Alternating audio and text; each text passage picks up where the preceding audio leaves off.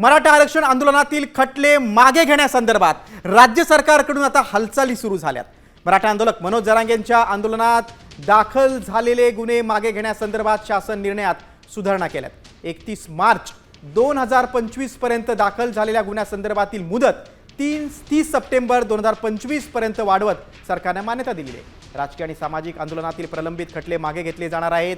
मराठा आंदोलनातील गुन्ह्यासोबतच राजकीय पक्षांच्या कार्यकर्त्यांना देखील शासन निर्णयाचा फायदा होणार आहे। मराठा आंदोलकांवरील खटले मागे घेण्याबाबत आता सरकार दरबारी हालचाली सुरू झाल्यात। जरांगेंचं उपोषण सोडताना राज्य सरकारने त्यांना आश्वासन दिलं होतं की खटले मागे घेतले जातील।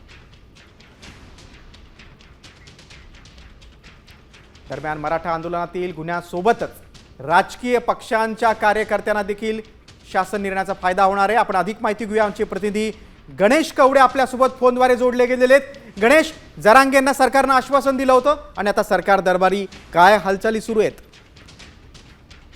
आंदोलनादरम्यान जे गुन्हे दाखल झालेले आहेत हे गुन्हे मागे घेण्यात यावे यासाठी प्रामुख्याने मागणी आहे ती मनोज जरांगे पाटील यांनी केली होती आणि त्याच पार्श्वभूमीवर खरं तर आता सरकारच्या दरबारी आहे ते हालचाली सुरू झालेल्या पाहायला मिळते। ज्या पद्धतीने सामाजिक आणि राजकीय आंदोलनातील जे खटले आहेत ते मागे घेण्यासाठी सरकारने शासन निर्णय देखील आहे तो काढण्यात आलेला आहे आणि या शासन निर्णयामध्ये काही सुधारणा देखील आहेत ते करण्यात आलेल्या आहेत। प्रामुख्याने जर 31 मार्च 2025 पर्यंतचे गुन्हे दाखल झालेले आहेत त्याला मुदतवाढ आहे ती 30 सप्टेंबर 2025 पर्यंत देण्यात आलेली आहे। त्यामुळे आता हे खटले मागे घेण्यासाठी कुठेतरी फायदा होताना पाहायला मिळणार आहे। मनोज जरांगे पाटील बरोबर नक्कीच गणेश, मनोज जरांगे पाटलांना उपोषण सोडताना जे आश्वासन दिलं होतं ते कुठे आता पाळताना सरकार दिसतंय।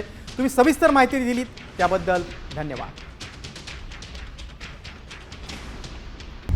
आता isakal.com आहे देशातील नंबर 1 ची मराठी न्यूज वेबसाईट। प्रत्येक अपडेटसाठी isakal.com ला नक्की भेट द्या।